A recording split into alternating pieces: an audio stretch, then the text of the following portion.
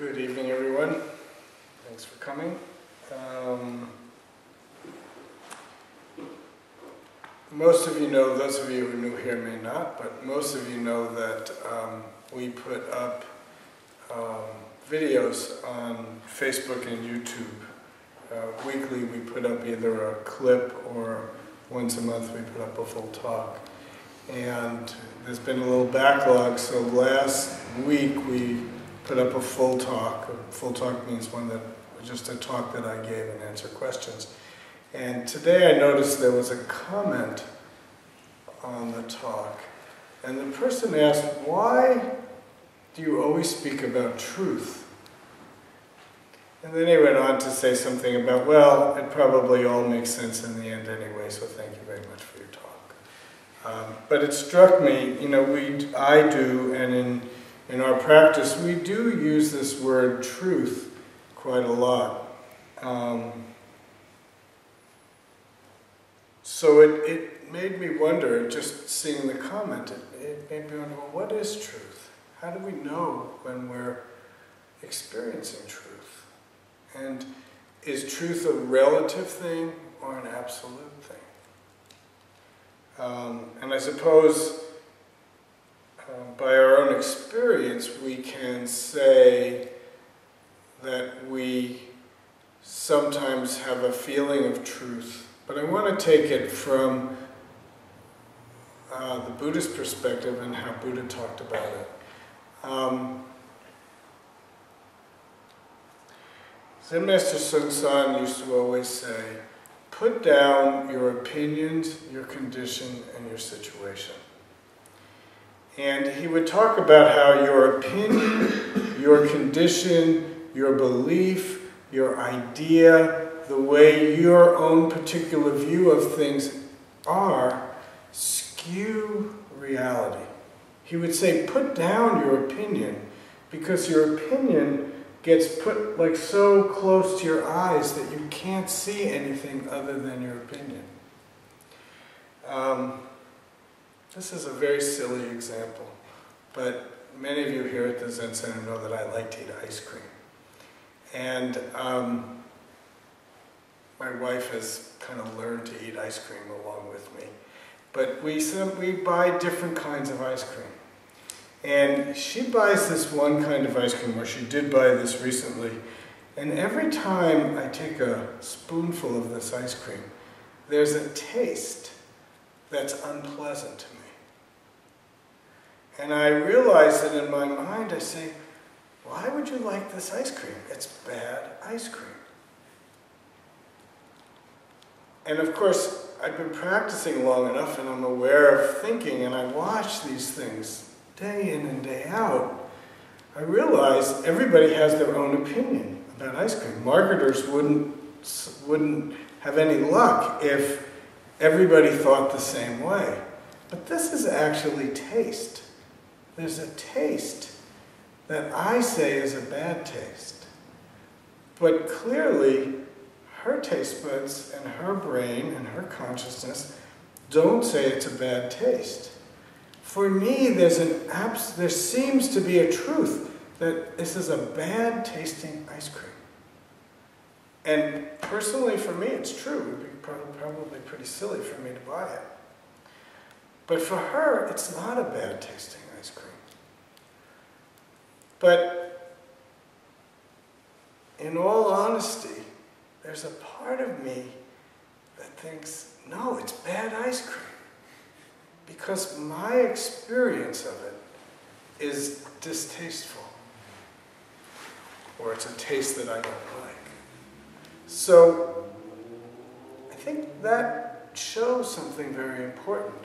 That our experience of something gives us a belief and an idea, an opinion about it. And it's actually quite difficult to get out from behind that. Because it's mind-boggling to me that she would eat this ice cream. It's ridiculous, really. It's bad. Why would it taste bad? Why would you eat it?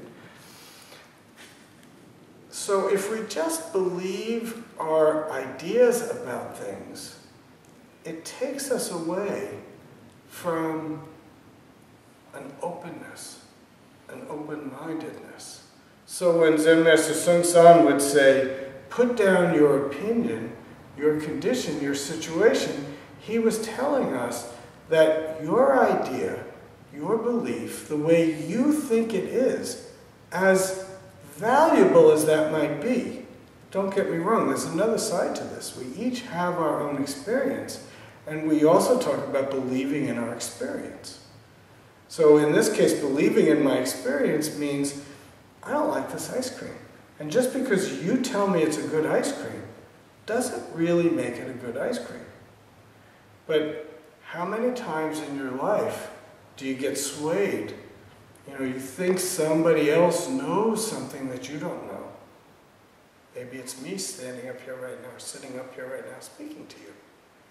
And because you believe that, you doubt your own experience. So there's two sides of this. But coming from that point of not getting lost in my own belief and believing that that is so, is actually quite critical to Zen practice. Without this piece, it's actually impossible to practice.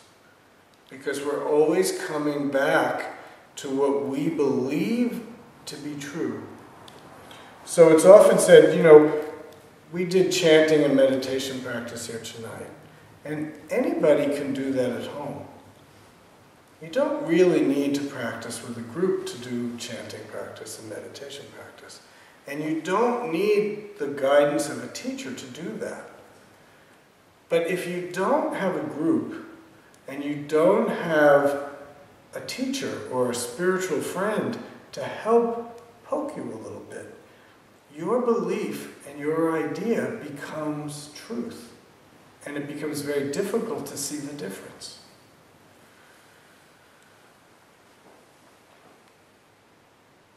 It becomes self-centered and, in a sense, self-reinforcing. And as the self becomes more and more reinforced and more rigid, we again get farther and farther and farther away from the truth of the moment.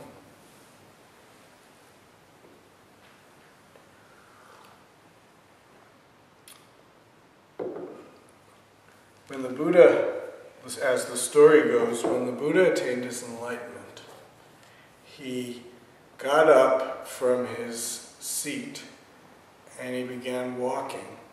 And he ran into, I think it was 4, maybe it was 5 practitioners that he had been practicing with, who had separated from him because, in a sense, the Buddha broke the rules.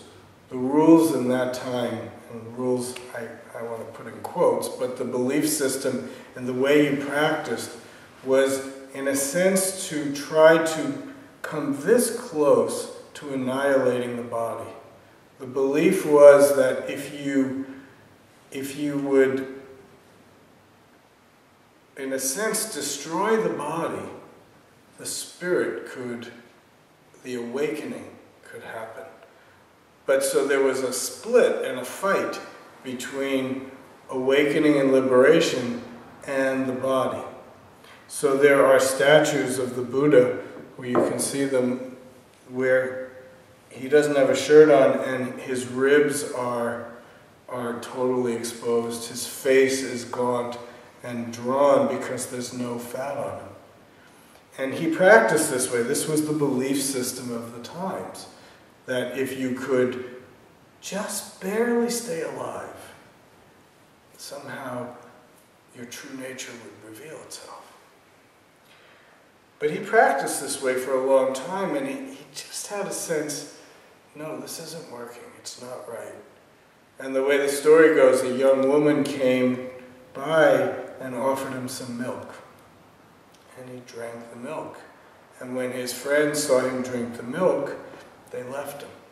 Because their belief, their idea was so strong that they had to shun the man who would become called the Buddha, and they left him. So after he had his awakening, and in the story of his awakening, this drinking of the milk was quite important, because it helped him discover the middle way. That it's not so extreme one way or another, but that things can be balanced and you can find a middle way.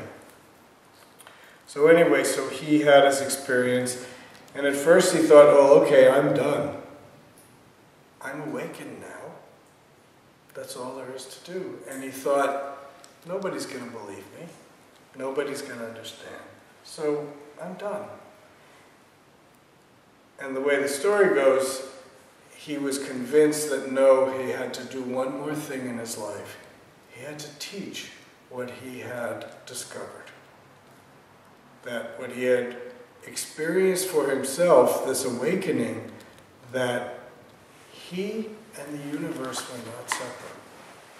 And that his nature, the universal nature, and all nature is one thing.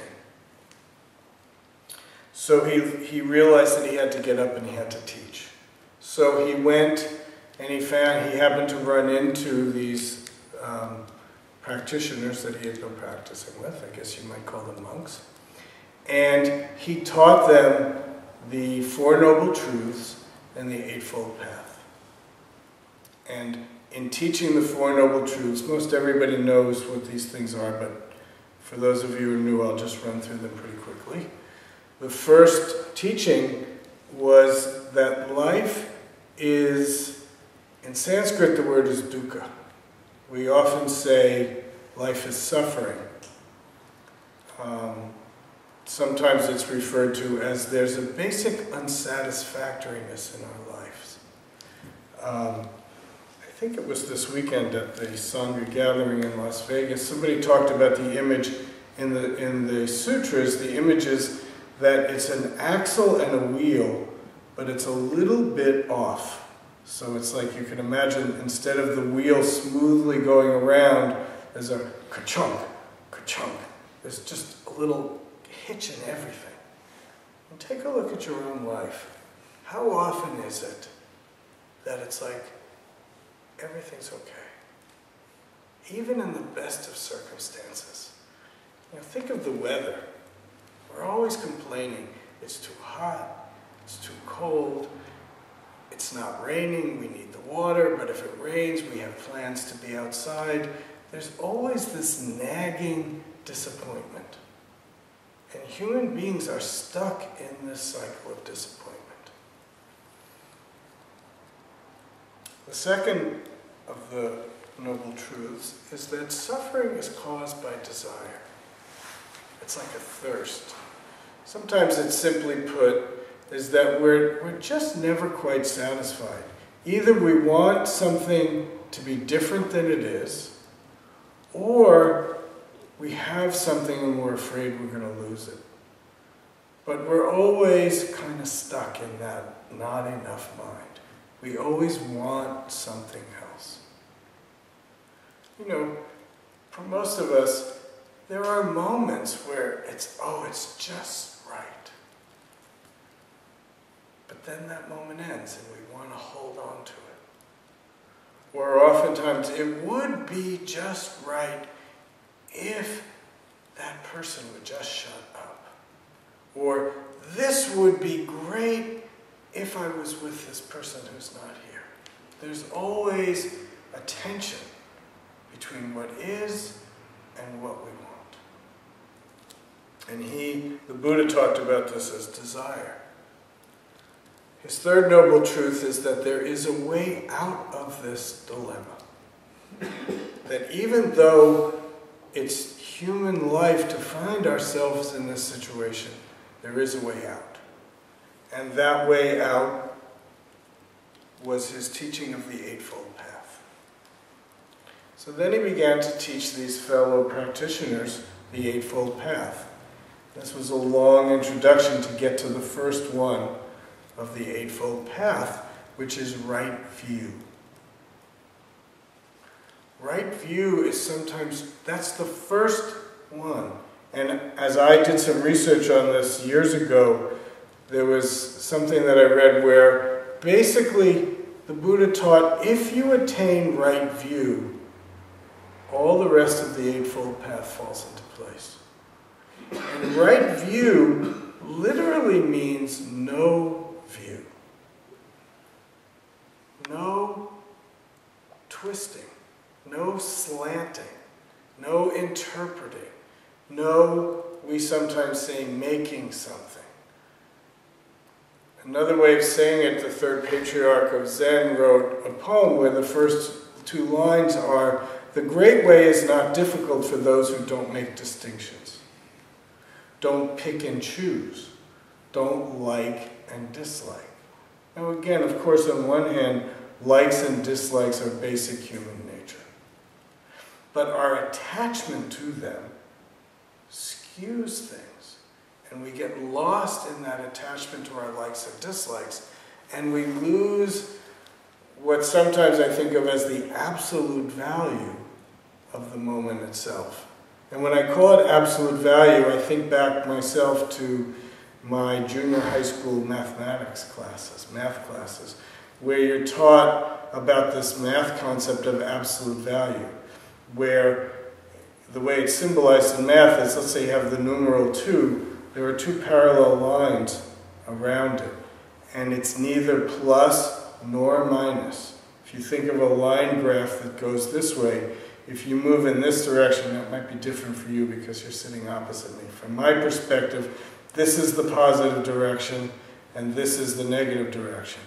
But if you're thinking of the numeral 2, it's 1, 2, and it's equally 1, 2 going in this direction.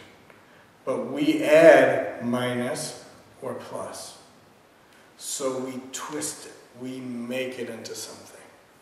So truth, from the Buddhist perspective, is seeing things as they are, not interpreting them, not getting lost in our desires, our opinions, our belief system, but just seeing things clearly as they are. Now, many of you are sitting here through this talk and you've heard this 100 times. And I'm being generous. You've probably heard it more. You've read it, you practice with it, you work with it. I've been working and practicing with this simple idea for 40 years. And yet, moment to moment to moment, it's very easy to fall back into getting lost in likes and dislikes. Getting lost in my own interpretation of things, and rejecting what I don't like, and grabbing for what I do like. And the Buddha taught that that very simple process creates suffering. So practicing with right view means practicing with seeing clearly. When you're at a stoplight, the light is red. But I'm in a hurry, and I need to go, turn, change. But the light is red, and there ain't no going anywhere until the light turns green. But I imagine you, along with me, can know that stress, the tension that builds, the getting lost in the mind that creates a story around that light. We start to think, boy, this light just doesn't change. It's the longest light I've ever been at. But we've been at this light 1,000 times, and it's set. It does the same thing. It doesn't care if you're in a hurry. It doesn't care if you're patient. It's going to change when it's programmed to change. That's a small example of truth. And it's a small example of how we get lost in the way we skew the world. And that skewing causes suffering. So this practice of breathing in, breathing out, settling into our body, helps us be aware of what's happening in this moment. Marshall gave the meditation instruction of getting off the train of our thoughts and feelings and just listening, just smelling, just seeing, just tasting. So when I taste that ice cream that I don't like, there's a flavor. I don't even know what it is that I don't like, quite honestly, but it's a taste. But I can work with that too, and just experience it as a taste. Doesn't mean I'm going to go buy it. But I can work with that like and dislike, and my experience can change. We're not locked in to the rigidity of our own thinking and feeling. But it takes practice and effort to find the doorway outside that rigidity, to a place where we're more open, we're more available for the moment, and we're more in line with what's actually happening, not our opinions and conditions and situations and beliefs and ideas that surround it.